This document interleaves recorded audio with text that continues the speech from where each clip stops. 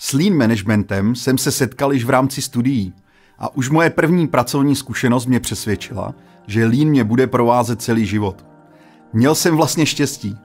Dura Automotive byl jeden z prvních podniků, kde se lean zaváděl už v 90. letech. Prim tu hrála týmová práce. Každý tým měl své vlastní logo, které si vytvořil a zhruba 2krát měsíčně jsme pořádali nějakou neformální akci, která podporovala týmového ducha.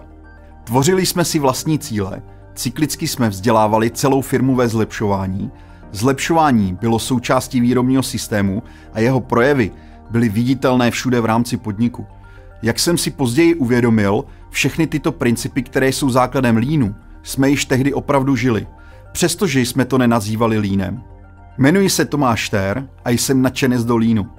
Experimentátor, průmyslový inženýr s 20letou praxí.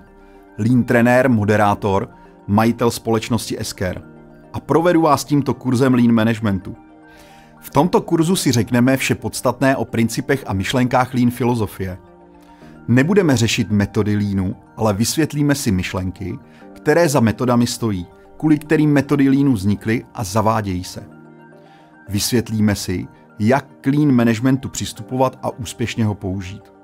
Po absolvování tohoto kurzu budete mít jasno v tom, zda je lean filozofie právě pro vás. Zda pomocí leanu můžete rozvíjet sebe, svůj tým nebo firmu a díky tomu úspěšně poskytovat služby a produkty svým zákazníkům. Pojďme na to.